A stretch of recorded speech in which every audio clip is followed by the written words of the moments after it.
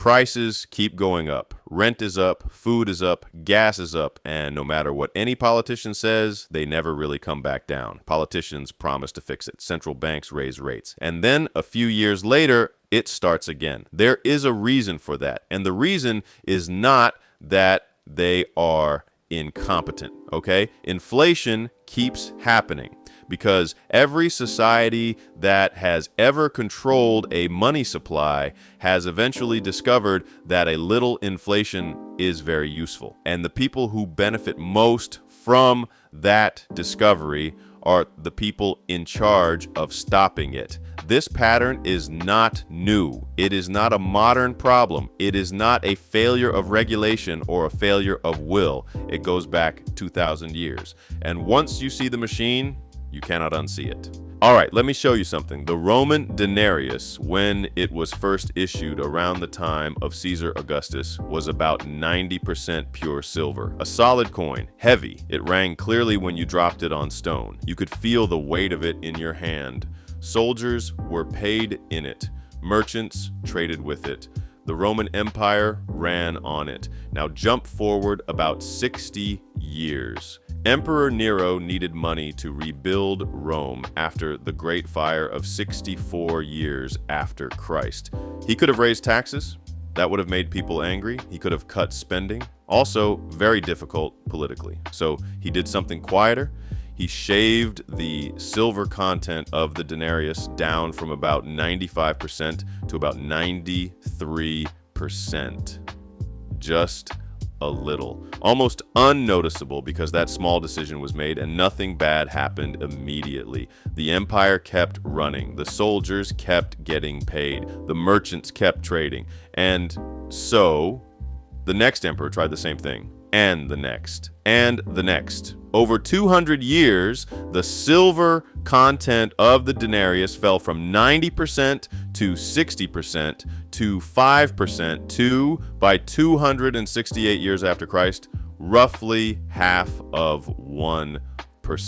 The coin was still called a denarius. It still had an emperor's face on it, but it was bronze with a silver wash that rubbed off in your hand. Yeah, and prices followed. Across the Roman Empire, prices rose an estimated 1,000% over those 200 years. The government that debased the coin also had to pay for more things with the debased coin, which made more debasement necessary, which made prices rise more. A loop, the same loop that has been running in one form or another ever since. The Roman soldier who handled coins through the 3rd century after Christ would have felt the change. Earlier coins rang clearly when dropped on marble. The later ones made a dull thud. They were lighter. The silver surface rubbed off with use. Merchants in the markets started biting coins. Not because of the Hollywood idea that you check for gold that way, but because by the 260s and 70s, freshly minted coins arrived still smelling of the silver wash solution used to make them look convincing for just long enough to change hands. Everyone knew, and no one could stop it because there was no alternative. The empire accepted the lie because the lie was the only currency there was. And then came Emperor Diocletian. He took power in 284 years after Christ, after decades of what historians call the crisis of the 3rd century, a stretch of time so chaotic that the Roman Empire had 27 different emperors in 50 years. Diocletian had a plan to fix things. He tripled the money supply through more minting, which made inflation dramatically worse, which caused a crisis serious enough that he felt he needed to act decisively. So, in 301 years after Christ, Diocletian issued what historians call the Edict on Maximum Prices. It covered roughly 1,200 categories of goods and services: bread, wine, fish, a haircut, a day's labor, a camel, and it made selling above the approved maximum price punishable by death, not just for the seller, for the buyer too. If you paid too much for bread, you could be executed. Check this out. The edict lasted less than 4 years. Merchants closed their shops and hid their goods rather than sell at a loss. The black markets flourished. The goods that had been on shelves disappeared, and the goods that remained on the black market cost even more than the prohibited prices. Diocletian had tried to outlaw the consequence without fixing the cause. The edict was abandoned. The inflation continued. That is the first version of the story. Fiscal pressure forces debasement. Debasement causes inflation. The government blames merchants and imposes price controls. The price controls fail, and the inflation continues. 2,000 years ago. A pattern so reliable, you could set a clock to it. Let us skip forward about 1,400 years and take the same pattern into paper money. Because the coin problem eventually had an apparent solution. What if you printed the money on paper? You would not even need to mine silver. You could just print more. France found out what that meant twice. The first time was in 1716, when a Scottish financier named John Law persuaded the French regent to let him run a paper money system backed by the supposed wealth of the Mississippi River Valley.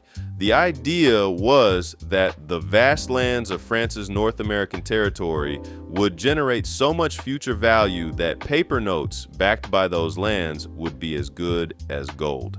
People believed it. Share prices in the Mississippi Company rose 1,900% in less than a year. Monthly inflation hit 23% in January of 1720. The bubble collapsed. France was economically devastated. The trauma was so deep that France resisted building a central bank for another 80 years. The second time was the French Revolution. In 1789, the new revolutionary government needed money. The church lands had been nationalized, and those lands were real, physical, valuable property. So the government issued a paper currency called the assignat, backed by those lands. The idea was that as the lands were sold, the assignats would be retired. In theory, it was a reasonable system. In practice, the government kept printing assignats faster than it sold land because there were wars to fight and bread riots to quell and a revolution to fund. All right, and the bread riots were real. Between 1793 and 1795, Parisian mobs attacked over 200 shops. A washwoman in Paris demanded that a merchant be guillotined for refusing to accept assignat paper in payment for soap. The government's answer was price controls, the maximum law of 1793, which set price ceilings on basic goods. The maximum failed, just as Diocletian's edict had failed. Merchants withdrew goods. The shelves emptied. What remained cost more on the black market than the legal maximums had allowed. By 1795, the assignat had lost 99% of its value. A paper note that had been worth a gold louis when issued could not buy a loaf of bread. And then on February 18th, 1796, something theatrical happened in the Place Vendôme in Paris. At 9 in the morning, government officials carried printing presses, copper, engraving plates, and stacks of unsecured assignat paper into the public square. Before a gathered crowd, they broke the presses and burned the plates. It was a ceremony, a public execution of the currency itself. The government of France stood in front of witnesses and admitted that it had printed wallpaper and called it money for 6 years, and that the only way to restore trust was to destroy the instrument that had made it possible. That's crazy. The thing that stopped the inflation was not economic policy. It was theater. It was the government performing accountability in public, because credibility, not gold, is what money actually runs on. The same pattern, again, government faces fiscal pressure, prints paper instead of taxing, watches prices rise, blames merchants, imposes price controls, watches those controls fail, and then the inflation continues until the system destroys itself. All right, the most consequential 12 minutes in the history of money happened on a Sunday night in August of 1971, while most of America was watching Bonanza. On August 13th, 1971, 15 senior officials from the White House and the Treasury Department drove to Camp David. They did not know exactly what they were going to decide. Nixon had told no foreign government, no Federal Reserve Board member outside the room, no congressional leader. Over 2 days behind closed doors at a mountain retreat, they debated whether to close the gold window to end the dollar's convertibility to gold, to effectively collapse the Bretton Woods monetary system that had governed international finance since 1944. On Sunday night, August 15th, 1971, Richard Nixon went on television. He interrupted the broadcast of Bonanza to do it. In 12 minutes, he told the country that the United States would no longer allow foreign governments to exchange their dollars for gold at $35 per ounce. 27 years of the post-war monetary order gone. Every currency on earth became paper-backed by nothing but trust, while most of the world slept. Nixon's stated reason was protecting the dollar from speculators. The real reason was that the United States had spent too much money on Vietnam and on the Great Society programs of the 1960s and had more dollars in foreign hands than it had gold to back them. France under Charles de Gaulle had already started demanding gold for dollars. The vault was emptying. Nixon closed the vault rather than slow the spending. Okay, what followed Nixon closing the gold window was not a correction. It was a decade of inflation that peaked at 14.8% annually in March of 1980. And a big reason for that inflation was a phone call. Arthur Burns was the chairman of the Federal Reserve from 1970 to 1978. The Federal Reserve is supposed to be independent of the White House. That is the theory. What the Nixon tapes reveal is a different reality. On tape, Nixon tells Burns what he needs from monetary policy before elections. And Burns, a man who understood exactly what he was being asked to do, complied. He kept rates low when they should have risen. He kept money flowing when the economy was already running hot. He chose reappointment over principle. He told the President of the United States that he would not allow the money supply to contract. Two men in private over the phone made decisions that embedded inflation into the American economy for a decade. No law was broken, no vote was taken, no one was held accountable. The inflation that followed cost millions of Americans their purchasing power, their savings, and eventually their jobs, when a later Federal Reserve chairman finally broke the cycle at enormous cost.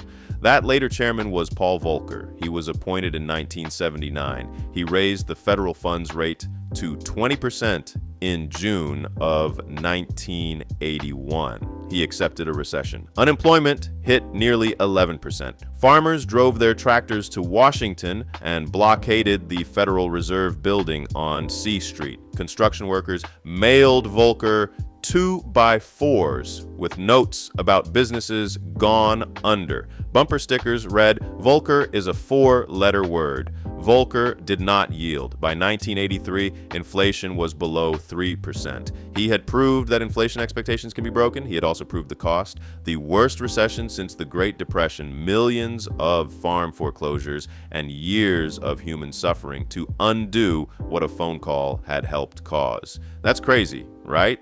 A phone call between two men kept private for years contributed to conditions that required nearly 11% unemployment to fix. By 1988, the inflation crisis was over. Volcker had done his work. The world's major central banks were now thinking seriously about how to prevent the next one, and the central question was one nobody had ever formally answered. What is the right target for inflation? 0%? That runs the risk of tipping into deflation, which is its own economic nightmare. Japan spent 2 decades learning that lesson after 1991. 5%, too high. too close to the territory where expectations start to shift, somewhere in between. But where exactly? All right, so here is the answer the world settled on. In April of 1988, a television interviewer in New Zealand asked the finance minister, Roger Douglas, what inflation rate he would like. Douglas said somewhere between 0 and 1%. The interviewer moved on. Somewhere, a Reserve Bank of New Zealand official was watching. He got out a calculator, adjusted for measurement bias in the Consumer Price Index, and rounded up. The result was a target band of 1 to 2%. New Zealand formalized it in 1990. Canada adopted a similar target in 1991. The United Kingdom followed in 1992.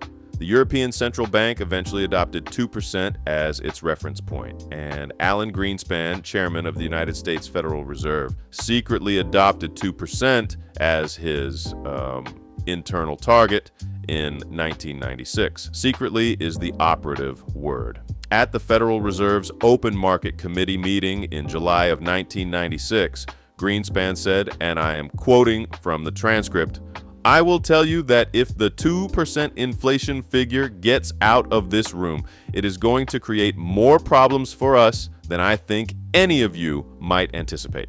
He wanted to keep the target private to preserve the Fed's discretion. The most important number in American monetary policy was a secret from the American public for 16 years. The Federal Reserve officially announced the 2% target publicly in January of 2012. Without a congressional vote, without public deliberation, without any democratic process, the most precisely followed monetary rule in the history of the world, the number that governs the purchasing power of billions of people's savings, every mortgage rate, every pension projection, every long-term financial plan, was guessed on camera by a New Zealand politician in 1988, rounded up by a Reserve Bank official, copied without attribution across the world's major economies, and kept secret from the public for 16 years by the most powerful central banker on earth. Think about what that means for a moment, not just where the number came from. Think about why Greenspan wanted it kept quiet. He said it would create more problems. What problems? The problem that people would start asking whether 2% was right, whether it should be 1% or 0 or 3, whether anyone should be able to set that number without a vote. Greenspan understood that the number had power precisely because it was not publicly contested. Once it became a public fact, it became a public question, and he did not want to answer it. The structural conflict of interest that makes inflation permanent is this. Governments are the world's largest debtors. The United States government carries more than $36 trillion in outstanding debt as of early 2026. Every major developed nation carries enormous sovereign debt. And here's the thing about debt. Inflation erodes it. If you borrowed $1 trillion in 2010 and the inflation rate runs at 3% annually for 20 years, the real value of what you owe falls dramatically year after year without you making a single extra payment. The debt does not disappear, but in purchasing power terms, it shrinks steadily with no legislation required, visible to no one who is not looking for it. Yeah, so governments that carry debt have a structural interest in positive inflation. This is not a conspiracy, it is a mathematical reality. The institution of government across every culture, every century, every monetary system has discovered this same fact. Inflation reduces the real cost of what you owe. And from that discovery, the incentive follows. A little inflation is not merely acceptable. It is, from the debtor's perspective, actively desirable. Now here is the conflict. The institution tasked with fighting inflation, the central bank, is created by, funded by, and in most cases, ultimately accountable to the institution that benefits from inflation, the government. The Federal Reserve Chairman is appointed by the President of the United States. The Fed's mandate is set by Congress. The Bank of England's governor is appointed by the Chancellor of the Exchequer. The European Central Bank operates under treaties negotiated by the same governments whose debt it is implicitly managing. This is not, on its face, corruption. The people who serve in central banks are often genuinely committed to price stability. Paul Volcker proved that they can exercise real independence, but the structure creates a constant gravitational pull when an elected government needs the economy to feel good before an election. It has every reason to pressure its appointed central bank to keep rates low. When a central bank faces the choice between causing a recession to stop inflation and allowing inflation to run a little longer, the political cost of the recession falls on the government that appointed the central bank chairman. The incentives line up, and they have always lined up the same way. All right? The fox is guarding the henhouse, and the fox has been guarding the henhouse since ancient Rome, when the emperor, who needed money to rebuild after the Great Fire, decided to reduce the silver in the coin. The face on the coin changed every century. The incentive behind it never has. Okay, so what does this mean for you right now? It means that the 2% inflation target is not a neutral technical specification. It is a policy choice that says the purchasing power of every dollar you hold will be cut in half over roughly 35 years. By design, with no vote required. If you hold cash, you lose. If you hold fixed income savings, you lose more slowly depending on the interest rate. If you hold assets that inflate, your home, your stock portfolio, you win. And here is who wins most: the government. The United States government borrowed money at various points over the past several decades. At 2% annual inflation, the real value of that debt declines every single year, while the government services it with dollars that cost less in purchasing power than the dollars it borrowed. The world's largest debtor is also the institution that controls the institution that sets the inflation rate. That arrangement has been stable for over a century because it works for the people it works for. The retired school teacher who saved carefully for 40 years and put her money in a savings account at a bank, she is losing. Her $3,000 monthly pension in real terms is worth $1,500 in real terms by the time she is 89, assuming just 3% annual inflation. The renter who did everything right, saved for a down payment, watched as the house he was saving for appreciated in nominal terms faster than his savings grew.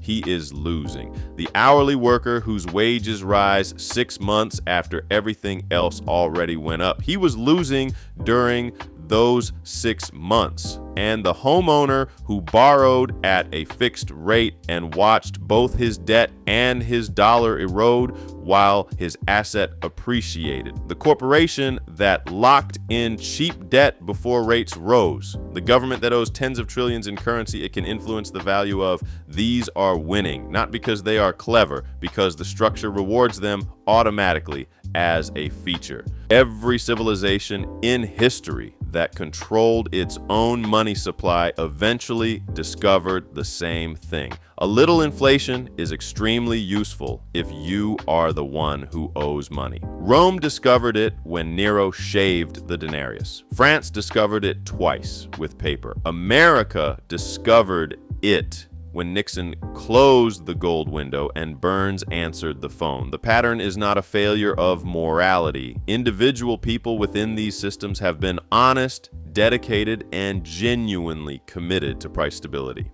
Volcker was. Many Federal Reserve governors are. But the structural incentive is older and stronger than any individual. It does not require corruption.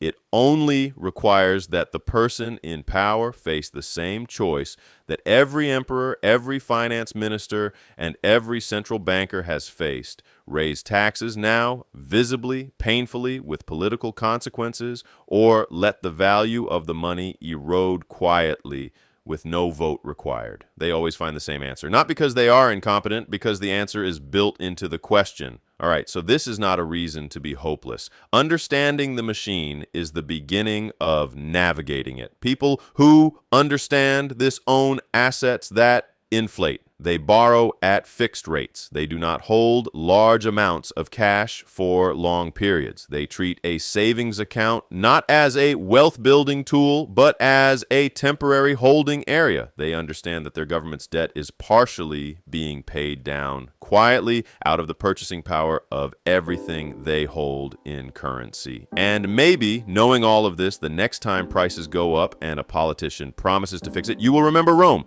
You will remember France. You will remember that Sunday night in August when 15 men at a mountain retreat decided that paper backed by nothing but trust was now the currency of the entire world. The fix has never come. The same reason it does not come is the same reason it has never come. The people who would have to stop it are the people it is working for. That is not a conspiracy. That is a structure 2,000 years old, dressed in a new suit every century, running the same play every time.